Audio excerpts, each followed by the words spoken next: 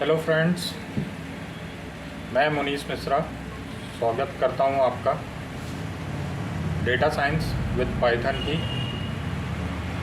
Beginners series में। नमस्कार। पिछले वीडियो में थोड़ा सा शिकायत थी, क्वालिटी को लेके इशू था, तो मैंने थोड़ा सा एक्चुअली क्या है, मैं कोई एक्सपीरियंस यूट्यूबर नहीं हूँ, इसलिए मुझे सेटिंग्स वगैरह बहुत पता नहीं थी। तो मैंने इस वीडियो में ट्राई किया है कि मैं आपको थोड़ा सा इन्हांस क्वालिटी प्रोवाइड करूं। आइए देखते हैं इस एपिसोड में। बेसिकली लास्ट एपिसोड में हमने क्या देखा था? लास्ट एपिसोड में हमने ये देखा था कि हमने अगर डेटा प्रिपरेशन के बारे में बात करी थी। तो डेटा प्रिपरेशन की जो पहली स्टेज है, पहली स्टेज में क्या काम किया हमने? डेटा को लोड किया। लोड करने के बाद हमने उसकी मिसिंग वैल्यूज़ वगैरह चेक की। That means basic pre processing हमने वहाँ पे परफॉर्म करी। प्री प्रोसेसिंग परफॉर्म करने के लिए हमने विजुअल एनालिसिस के थ्रू मिसिंग वैल्यू वगैरह चेक की कि क्या विजुअल एनालिसिस के थ्रू एज वेल एज जो इनबिल्ट फंक्शन है उनके थ्रू भी हमने ट्राई किया कि हम कैसे मिसिंग वैल्यू वगैरह फाइंड आउट कर सकते हैं, और हमने ये भी देखा कि हम उनको रेक्टिफाई कैसे कर सकते हैं। अब डेटा प्रिपरेशन के ही एक पार्ट में ये बहुत ज़रूरी है कि जब हम इस केस की भी स्टडी करें कि जब हमने डेटा रीड किया और डेटा रीड करने के बाद हमने उसको देखा तो वो बहुत हाई डायमेंशनल डेटा है। दैट मीन्स उसमें बहुत सारे नंबर ऑफ़ कॉलम्स हैं। तो अब इतने सारे नंबर ऑफ़ कॉलम्स हैं तो होगा क्या? जितने ज़्यादा एट्रीब्यूट्स उतनी ज़्यादा लर्निंग में समस्या। पहली चीज़ तो ये, इस तरीके का डेटा जिसमें बहुत सारे एट्रीब्यूट्स हों, बहुत सारे पैरामीटर हों लर्न करने के लिए, उसको हम हाई डायमेंशनल डेटा कहते हैं। अब अगर मेरे पास इतना ज़्यादा हाई डायमेंशनल डेटा है तो उसकी लर्निंग में पहला डिसएडवांटेज तो ये है कि क्वालिटी कैसी है, बहुत अच्छी है या नहीं है, इसमें थोड़ा सा प्रश्न चिन्ह है। दूसरी चीज़ ये है कि आपको जो कंप्यूटेशनल रिसोर्सेज हैं वो कंप्यूटेशनल रिसोर्सेज भी as compared to normal processing ज़्यादा लगने हैं। दैट मीन्स कि आपको टाइम भी ज़्यादा लगेगा और आपको मेमोरी रिसोर्स जो है वो भी बहुत ज़्यादा लगेगी। तो इसके लिए क्या होता है? इसके लिए दो चीज़ें की जाती हैं। एक ही है, कहने का मतलब दो अलग अलग है। इसके लिए हम यूज़ करते हैं किस चीज़ का? डायमेंशनलिटी रिडक्शन या फीचर सिलेक्शन अप्रोचेस को। तो है बेसिकली काम हमको वही करना है। या तो आप डब्बे में से कुछ चीज़ें सेलेक्ट करके निकाल लो, या आप डब्बे में से कुछ चीज़ें निकाल के बाहर फेंक दो। मेरी बात समझ रहे हैं? डेटा आपके पास वही है। Dimensionality reduction that means find a way to find improper attributes. जो एट्रीब्यूट आपके काम के नहीं है या जो एट्रीब्यूट में कम इन्फॉर्मेशन है, आप उनको हटा दीजिए। That is dimensionality reduction. और अगर आपके पास डेटा है, बड़ा डेटा है, आप उनमें से अपने काम की चीज़ आइडेंटिफाई कर लें और आइडेंटिफाई करके उन्हीं प्रॉपर्टीज़ के बेसिस पे क्या करें? आगे की डेटा एनालिसिस करें। तो ये क्या है? फीचर का सिलेक्शन है। इस चीज़ को हम फीचर सिलेक्शन कहते हैं। अब आइए फीचर सिलेक्शन में को डील करने के कई सारे अप्रोचेस हैं। तो इस वीडियो में मेनली हमने फोकस किया है कि हम फीचर सिलेक्शन और डायमेंशनलिटी रिडक्शन के बारे में बात करें। आइए देख। तो हम बात कर रहे थे डायमेंशनलिटी रिडक्शन की, और डायमेंशनलिटी रिडक्शन में हमने दो बातें करी। एक तो बात करी क्या की, एक बात करी हमने फीचर सिलेक्शन की और दूसरी बात करी डायमेंशनलिटी रिडक्शन। तो फीचर सिलेक्शन मतलब हमने क्या बताया? फीचर सिलेक्शन मतलब हमने बात ये करी कि हमारे पास एक बकेट है, उस बकेट में से हमने कुछ अपने काम की चीज़ें क्या करी? फेच आउट कर ली और रिमेनिंग चीज़ें वहीं छोड़ दी। और रिडक्शन दैट मीन्स वो डब्बा रखा है, उसमें से जितनी खराब चीज़ें थी निकाल के फेंक दी। तो कहने का मतलब यही है, आफ्टर ऑल उस डब्बे में रखा हुआ कंटेंट कम होना है, हमको कम करना है उसका कंटेंट, और कम करने के लिए या तो वहाँ से चीज़ें निकाल के बाहर फेंक दो, या तो चीज़ें वहाँ वापस या तो वहाँ से चीज़ें सेलेक्ट कर दो। अब दो तरीके हैं, सिलेक्शन कब होगा और रिडक्शन कब होगा। तो सिलेक्शन तब होगा जब हमारे पास डेटा बहुत ह्यूज है और हमको पता है कि हम कम अमाउंट ऑफ डेटा में काम कर लेंगे। ये वेरी करता है केस टू केस, मतलब आपकी प्रॉब्लम कैसी है और आपके लिए कौन कौन से वेरिएबल सूट करते हैं, ये चीज़ें डिपेंड करती हैं आपके एप्लीकेशन के ऊपर।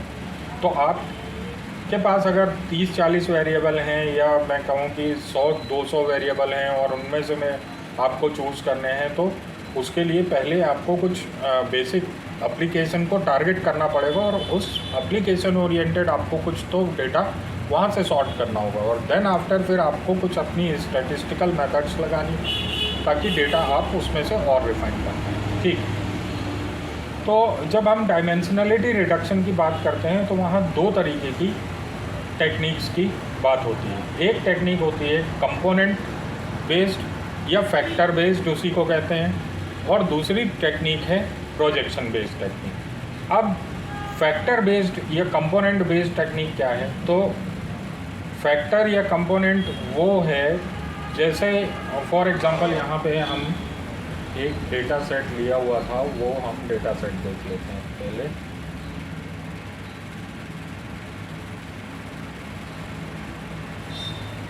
ठीक है, तो जैसे इस डेटा सेट में कुछ एक वेरिएबल्स हैं, first name, gender, start date, class login, salary, bonus, so on.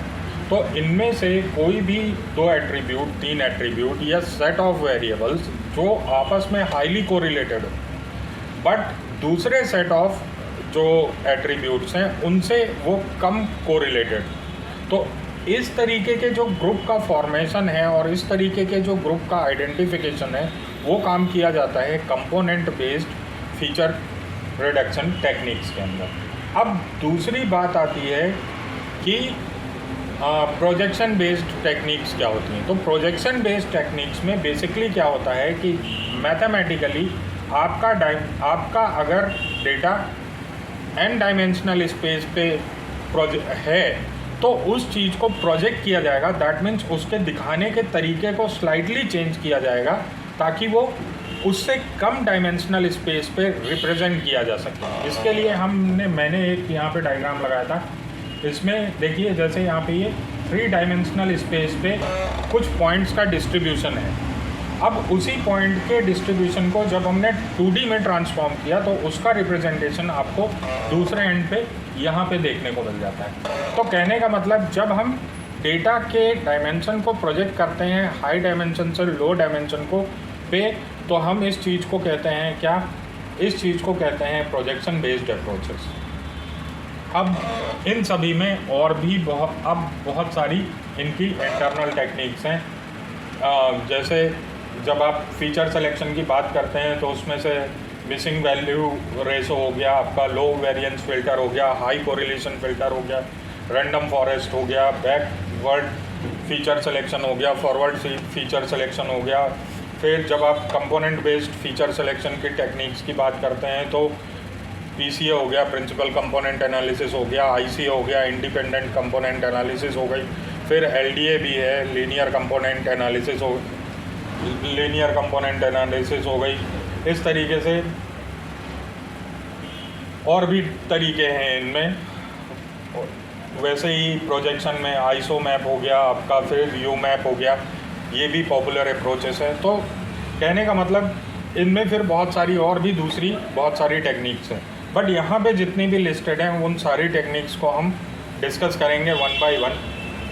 ठीक है, बट इस वीडियो में हम आज के लिए केवल कवर करेंगे यहाँ पे मिसिंग वैल्यू रेशो को। तो मिसिंग वैल्यू रेशो बेसिकली है क्या? तो मिसिंग वैल्यू रेशो का यूज़ आप कब करेंगे? तो मिसिंग वैल्यू रेशो का यूज़ कब किया जाता है?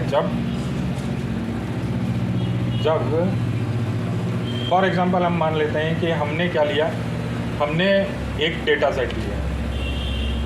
अब वो डेटा सेट में क्या है, कुछ मिसिंग वैल्यूज़ एग्जिस्ट करती हैं। अब मिसिंग वैल्यूज़ को हैं, तो क्या मिसिंग वैल्यूज़ हर एट्रीब्यूट में, पहली चीज़ ये, अगर मिसिंग वैल्यू हर एट्रीब्यूट में है तो वहाँ पे आपके पास एक रेमेडी है कि आप उन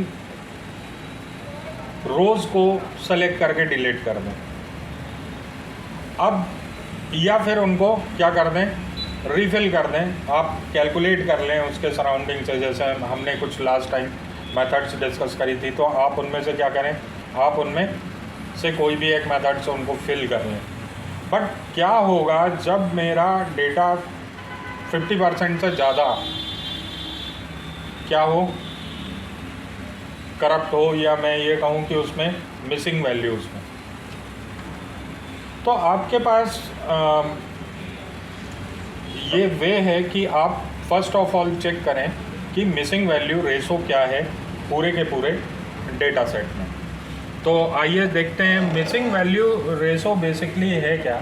हमने यहाँ पे एक्सपेरिमेंटली देखना है, तो हमने एक डेटा सेट ले लिया था जो हमने लास्ट टाइम यूज़ किया था एम्प्लॉयज़ का, और एम्प्लॉय के डेटा सेट को हमने लोड कर लिया।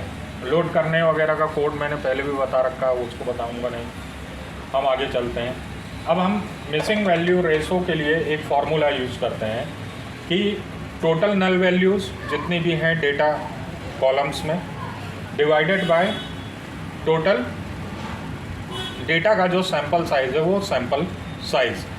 अगर अपने को परसेंटेज में निकालना है तो मल्टीप्लाइड बाय 100, अदरवाइज़ वो आपको रिज़ल्ट करेगा 0 से 1 के बीच में।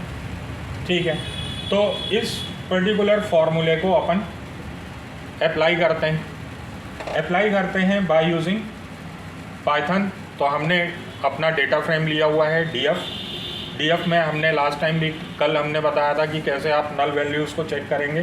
तो इस नल सारे के सारे कॉलम में क्या करेगा, ये बता देगा कि हमारी कितनी नल वैल्यूज़ हैं, उनका हमने क्या निकाला। हमने आगे उसके डॉट लगा के फंक्शन यूज़ किया सम, ताकि उन सभी को का सम कैलकुलेट किया जा सके।